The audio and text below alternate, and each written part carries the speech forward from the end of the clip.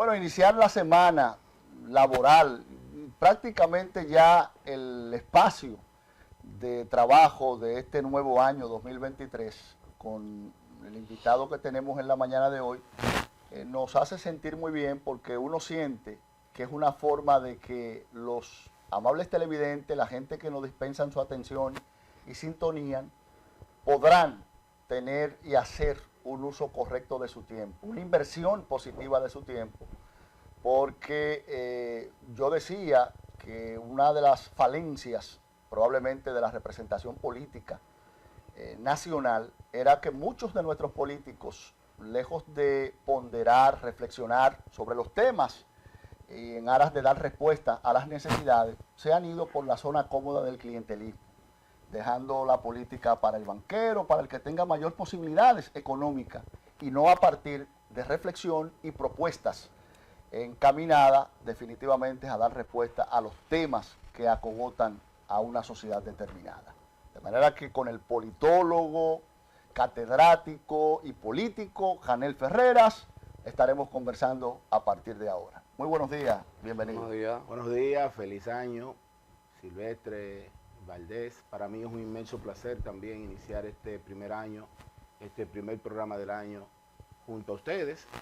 Ya es habitual la invitación y también para mí es un alto honor estar en este grupo de comunicaciones de nuestro amigo el señor Burgos Gómez. Así que un privilegio también estar aquí con ustedes. Bienvenido, Muy bien. bienvenido Janel. Gracias. Mira Janel, vamos a empezar así este año en República Dominicana en lo particular. El 2023 es un año preelectoral donde se estarán, digamos, escogiendo todas las propuestas de los diferentes partidos del sistema, de los partidos, dando las candidaturas a las alcaldías, a los regidores, senadores, diputados.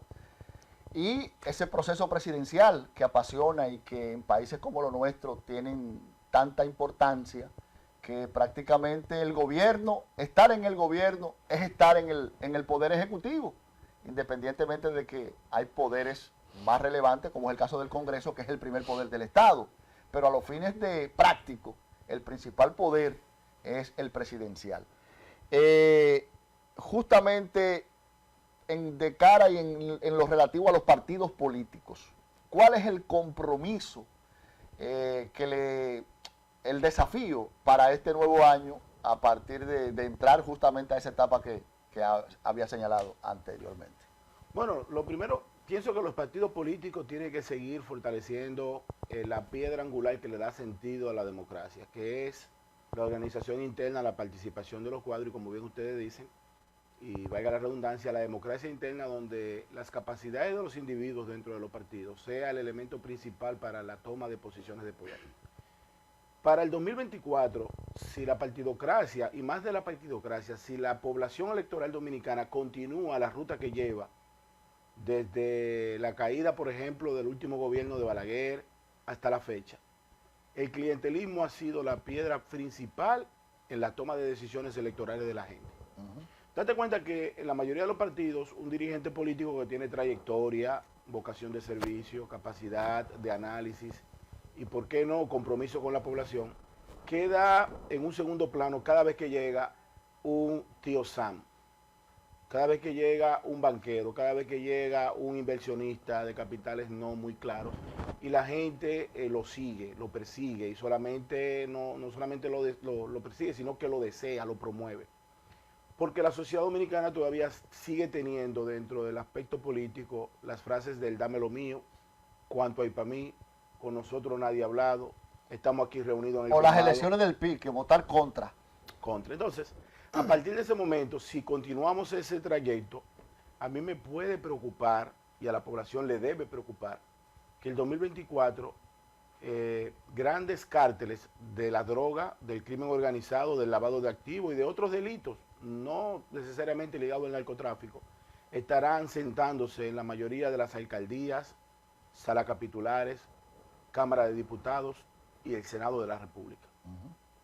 Y no quiero tocar la parte del Poder Ejecutivo, porque todos los partidos en los últimos años han tenido lamentablemente la infiltración de sectores económicos que luego de llegar al poder, entonces terminan siendo pedidos en extradición o señalados por la justicia local. Eso es muy peligroso, porque es una espiral económica que tiene que ver con la toma de decisiones. Por suerte, que hay también una cúpula política que está observando esa situación y que está poniendo sobre la mesa los temas del consenso político en la agenda nacional. Y eso es muy importante, transparentar los procesos para poder llevar a la sociedad dominicana lo mejor de lo mejor en la partidocracia. Yo creo, para que nadie se confunda, que tenemos que seguir fortaleciendo la partidocracia, porque cuando no tenemos partidos políticos fuertes, entonces llega el caos. Y el caos que está... El vengador social. El vengador social, que puede ser un vengador positivo, pero en el 95% de los casos termina siendo un reaccionario que no tiene la capacidad política, económica ni social de Como dirigir dice el un Estado. refranero dominicano, resulta más la sal que el chivo. Mucho más la sal. Pero, Janet, un año preelectoral, como bien decía Ramón, el gobierno de Luis Abinader termina recién este año pasado con una crisis mundial y todo esto. ¿Cómo tú ves? ¿Cómo ha terminado el gobierno? Porque se ha dicho que esta crisis se ha llevado muchos gobiernos y de muestras están los que hemos tenido en el área.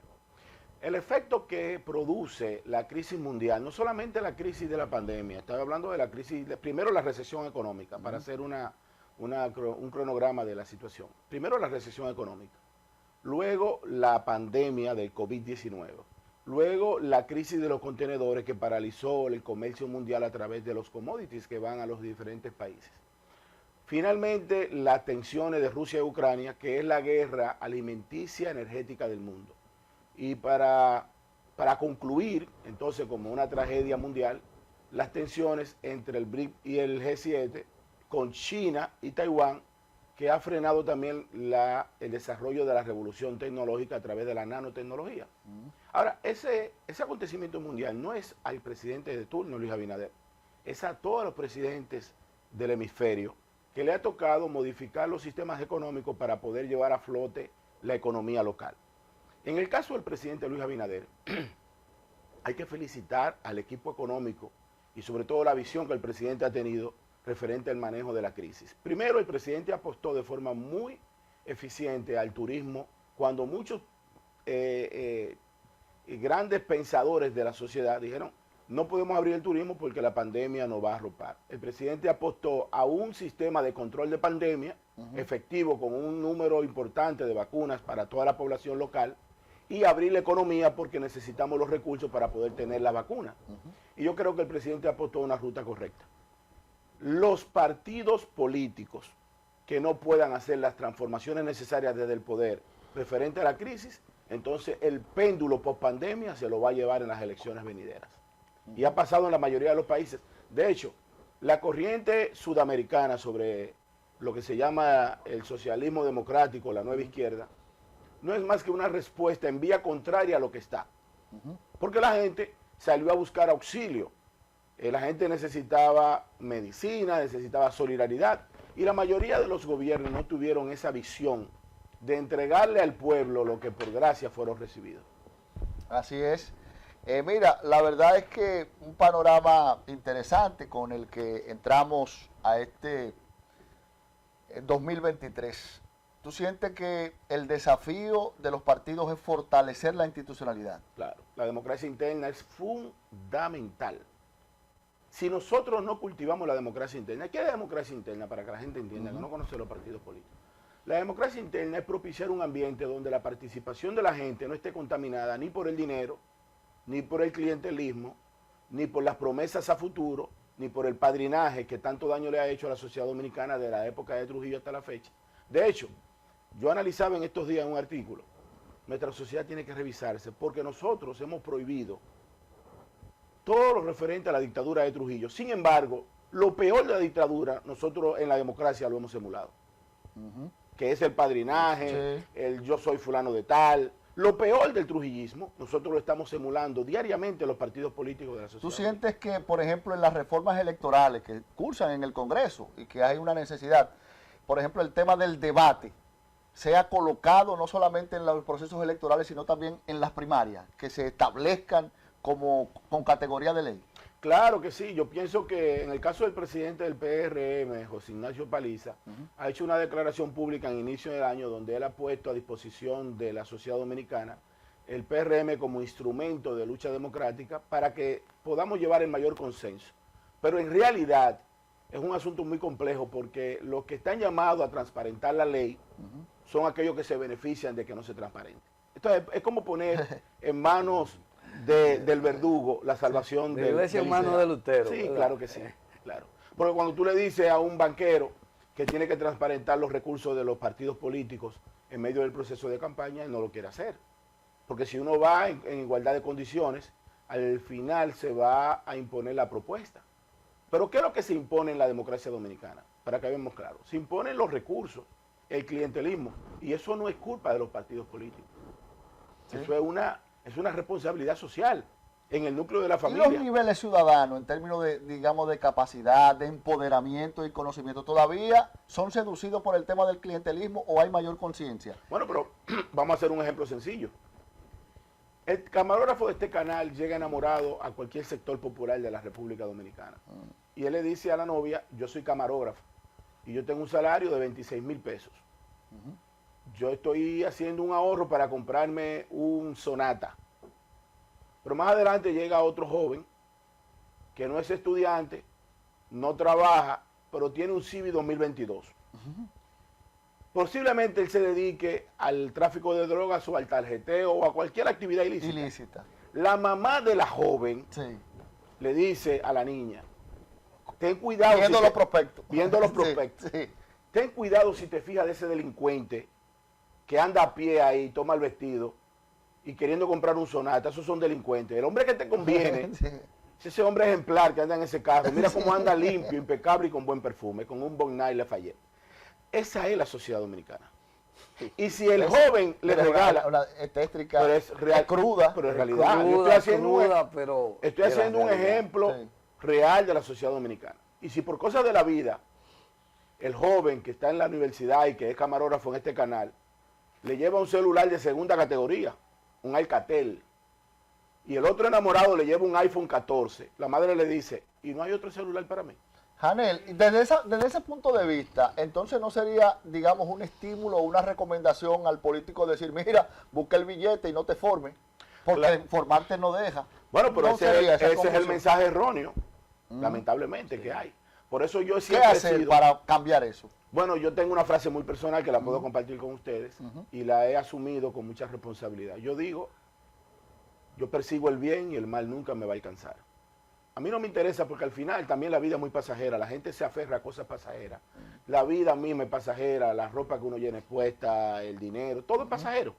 Las posiciones, las viviendas, todo. Este edificio donde hoy estamos transmitiendo este espacio, en algún momento lo van a destruir y van a hacer otro edificio más moderno. O sea, uno no se puede apegar tanto a lo material. Hay que seguir apostando a lo bien, aunque lo mal tenga resultado. Aunque el mal sea lo que tenga resultado en el momento, uno tiene que seguir apostando al bien, porque si nos confundimos, entonces el narcotráfico, el lavado de activos, el crimen organizado, va a seducir a las personas que podamos tener un compromiso ciudadano. Por eso mucha gente me dice, ¿por qué tú no eres diputado? ¿Por qué tú no eres alcalde? ¿Por qué? Llegará el tiempo donde las cosas positivas se unifiquen. Mientras tanto, ustedes que tienen un ejercicio diario de comunicación efectiva, el personal que tiene un ejercicio diario de labores, y nosotros que tenemos un ejercicio diario del bien social, tenemos que seguir apostando a eso.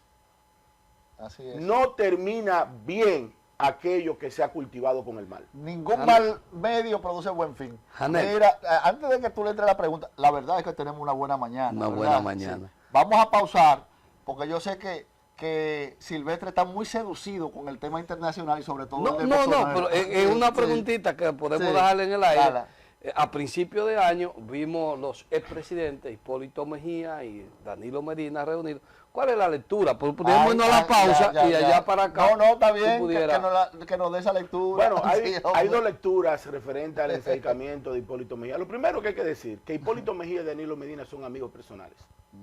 Y en una vinculación personal de dos personas nadie tiene derecho a opinar. O sea, yo tengo mis amigos y son mis amigos y yo los elijo. Ahora, en materia política, eso lleva a un componente altamente peligroso.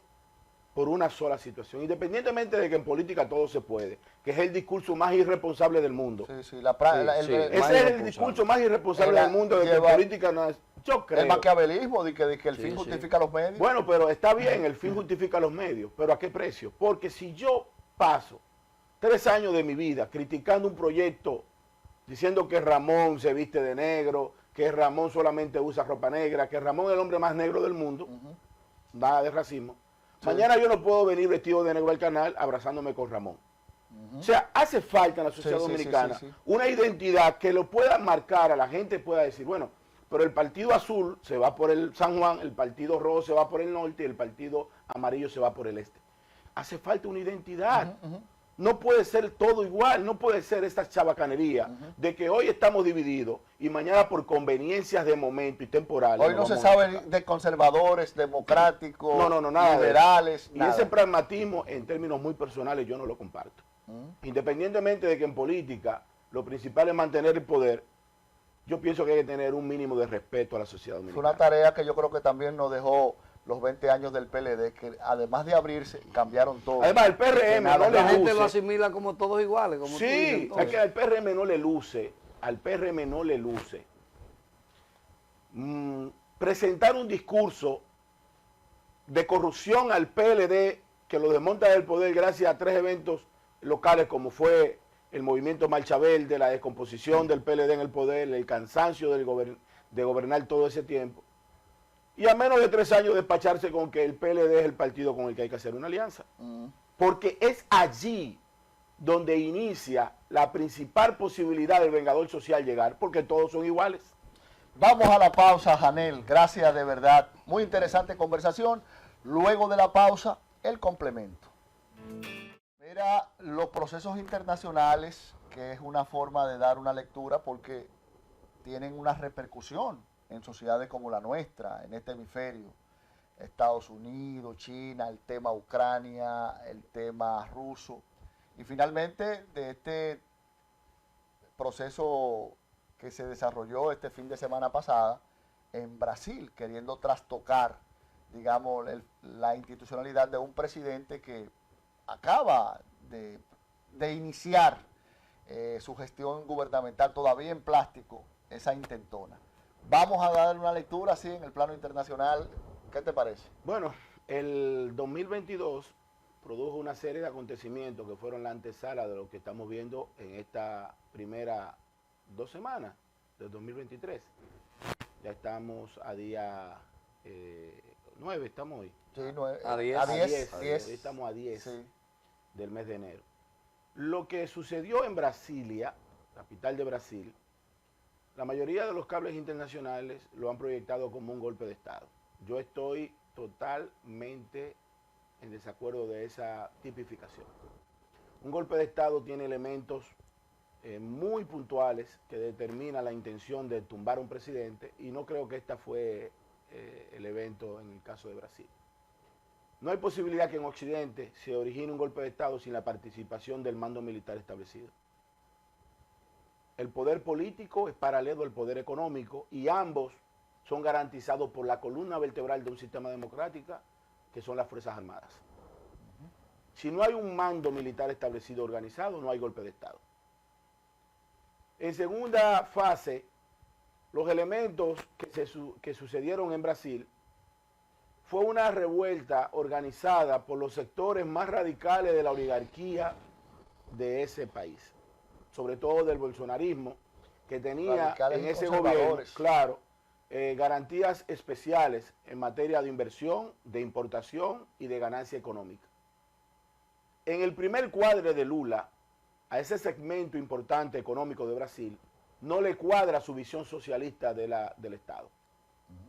El tercer elemento, y no menos importante, es la validación internacional, y todos fuimos testigos que el día primero, a la Plaza de los Poderes, al Palacio de Planalto, como se le llama el Poder Ejecutivo de Brasil, desfilaron reyes, presidentes, expresidentes, primeros ministros, embajadores, la iglesia. Hacíamos ese señalamiento de que la comunidad internacional le había hecho el foco a esa intentona. Prácticamente no, todo el pero repito, es que pasaron 7 días, 6 días, 8 días, de que el mundo miró a Brasil en una doble condición, a solidarizarse por la muerte de Pelé y a abrazar la alegría de Lula. Exacto. Entonces, ese acontecimiento internacional no va a ser mancillado por un grupo de radicales, no importa que destruyeran el Palacio de Planalto, el despacho de los poderes, nada, no importa nada de eso. Eso fue un elemento de subversión interna, donde ya prácticamente ha sido señalado el jefe de la seguridad interior de Brasilia y ha sido separado de sus funciones. Eso no llega a golpe de Estado. Es imposible pensar en un golpe de Estado a una de las 20 economías del mundo y una de las 5 economías de América. Brasil es el país más grande de América Latina, es un gigante económico, es el único miembro del continente americano que forma parte del BRIC. De 3 países que tiene América, en los 2 grupos hegemónicos del mundo, que son Canadá, Estados Unidos, pertenecientes al G7, y Brasil al BRIC. No es verdad que va a yo creo que es bueno, vale apuntar o señalar, por ejemplo, que Lula ha asumido, ha dicho que esta gente no tenía ningún plan, pero que él está en disposición de sentarse a escucharle para ver qué medida hay que tomar para fortalecer pero eso se lo ha esas dicho, falencias. Sí, pero eso se lo ha dicho el sector del Consejo de Asesores de Lula. Eso tampoco es verdad. Ya. Eso es lo que pasa, que en el mundo de la comunicación 2.0, todo hay que hacerlo evidente porque todo es ganancia ante los medios. Lula se ha crecido ante la crisis. Lula a partir de ahora tiene una justificación inmediata para cualquier situación que suceda en Brasil a partir de ahora. Porque la verdad es que esta improvisación de la partidocracia a nivel mundial ha traído personajes como Bolsonaro. Si Bolsonaro hubiese aceptado la victoria de Lula con humildad, déjame decirte, o su derrota, que nadie había sacado tantos votos como Bolsonaro perdiendo unas elecciones. Es que, sí, fue una votación por fotofinish. La misma situación que se dio en Estados Unidos con las elecciones pasadas. No, y además, Bolsonaro aumentó su caudal de votos en comparación con sus elecciones anteriores. Lo que pasa es que el péndulo post pandemia y el movimiento del mundo hacia una solidaridad, Lula representaba un sistema solidario que Bolsonaro le dio la espalda en un momento determinado. Pero si Bolsonaro hubiese reconocido la victoria de Lula y dice, bueno, este gobierno concluye hoy, le deseamos los mejores deseos al presidente Lula y yo estoy aquí con el pueblo brasileño para lo que sea y voy a hacer una oposición responsable para que este gobierno quede bien. Mira, a partir de ahí, si Lula no podía cumplir su gestión de gobierno como la presentó, en el 2025, en 2024, cuando el regreso de Bolsonaro era evidente. Pero ahora él ha quedado como un mal participante, un mal demócrata y sobre todo un cobarde, escribiendo a través de redes sociales posiciones radicales. Janel, ciertamente, como tú dices, quizás no se ve un golpe de Estado en sí, porque no estaban las botas, como tú acabas de señalar. Sin embargo, hay una corriente que señala que el nuevo modelo es lanzar a ver cómo sale y detrás de eso estaban los guardias. No, en el caso de Brasil no, es que a partir de una semana de la toma de posesión, es impensable pensar en golpe de Estado, porque en el caso de Brasil, si hay un golpe de Estado organizado, no se planifica de ayer para hoy. Es que no lo dejaban ni siquiera tomar juramento, es que no entregaban el poder. Si los militares de Brasil estaban detrás de un golpe de Estado, Lula no se juramentaba el 1 de enero en la Plaza de los Poderes. Es lo más lógico. Pero vamos a tener un poco de lógica universal. La gente ha especulado y ha dicho lo que sea. Eso fue una organización de sectores poderosos que podía organizar gente con plata para hacer una destrucción a un local representativo de la Plaza de los Poderes en composición con el jefe de seguridad. Pero eso no es un golpe de Estado. Un golpe de Estado tiene elementos militares, elementos de señalamiento internacional, desconocimiento de democracia.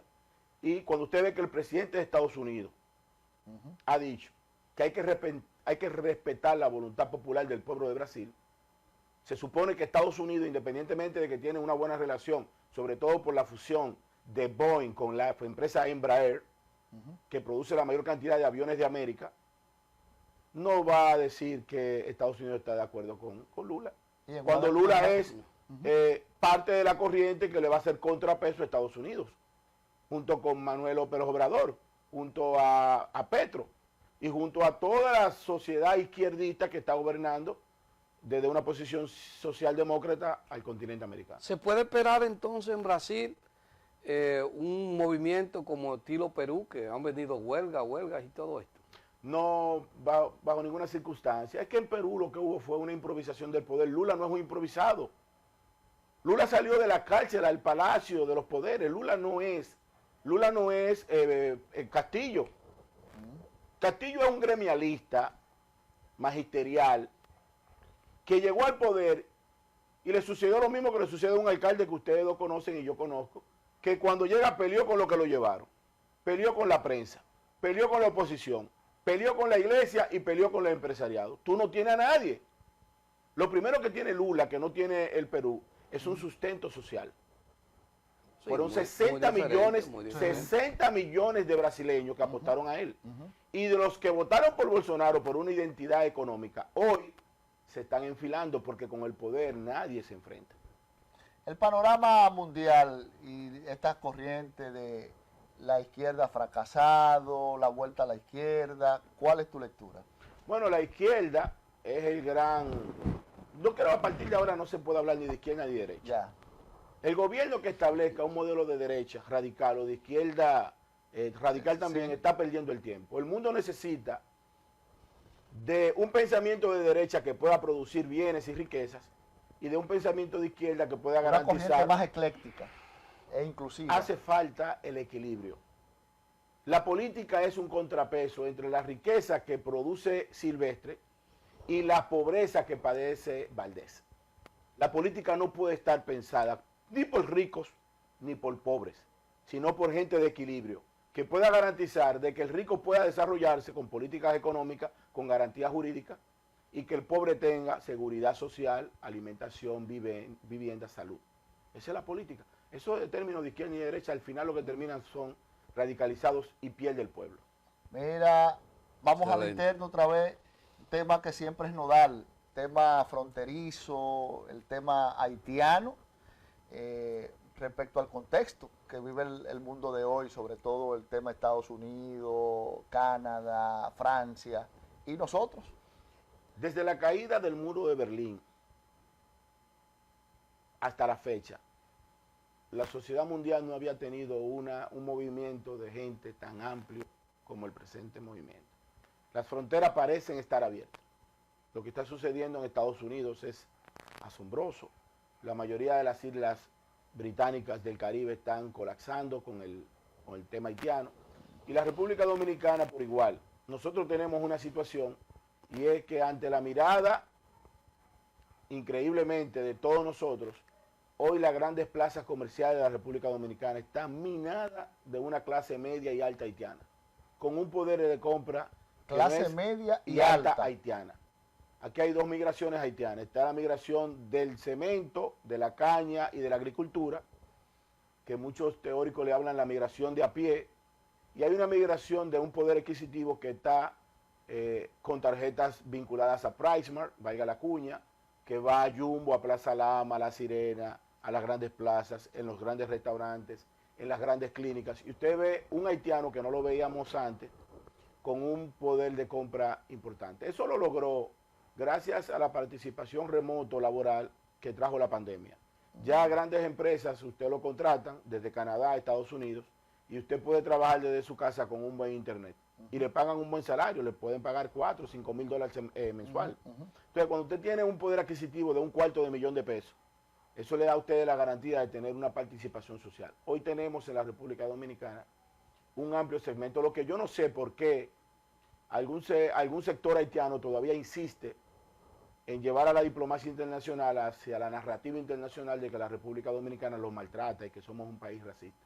No hay un país en el mundo más solidario con Haití que la República Dominicana. Y de hecho, gran parte del desarrollo dominicano se debe a la mano de obra haitiana y la participación haitiana. Lo que tenemos es que definir claramente nuestros roles para que nosotros no quedemos ante la sociedad internacional como un pueblo racista. Pero ante ese panorama que coincido, estoy totalmente de acuerdo contigo, que tú acabas de plantear, ¿Cuál es el futuro que tú avisoras a la República Dominicana con relación a Haití? Bueno, el futuro es un poco deprimente porque el origen que le dio sentido a la República Dominicana, sentimiento patriótico, los símbolos patrios, está muy, muy distante de los símbolos que le dieron origen a Haití. Quien no maneja los procesos históricos jamás podrá entender lo que estamos hablando. La República Dominicana se forja bajo el pensamiento ideológico de Juan Pablo Duarte, y antes de Juan Pablo Duarte, esos sentimientos criollos con la batalla de Palo Hincado, donde no existían todavía nada. Simplemente un sentimiento de los criollos nacidos de la colonia española aquí, Núñez de Cáceres, Gregorio Luperón. Los haitianos no se sustentan en ese tipo de visión. Los haitianos no creen, por ejemplo, en el elemento trino de la bondad de Dios. Nosotros somos un pueblo creyente, amén a lo que sea de creyentes y ateos. Nosotros creemos en el Dios trino, Dios, Espíritu Santo, el Hijo de Dios, el Redentor del mundo. Y Haití cree en los 4 elementos del mundo, que son el fuego, el aire, el viento y la tierra. Los haitianos se sustentan, ellos entienden de que el libertador haitiano, tanto Toussaint, Francois Dominique Toussaint o Toussaint Louverture, como los otros herederos, Jean-Pierre Boyer, Jacques-Jean Dessalines, que fue el padre fundador de la sociedad haitiana, ellos entienden que fueron liberados bajo los efectos de los loases haitianos. Entonces, cuando tú le pones ese contraste a la sociedad dominicana de que es un loa, que es un espíritu que puede poseer una persona y a través del espíritu posiblemente combatir las guerras de independencia, eso está muy lejos de lo que nosotros creemos como sociedad.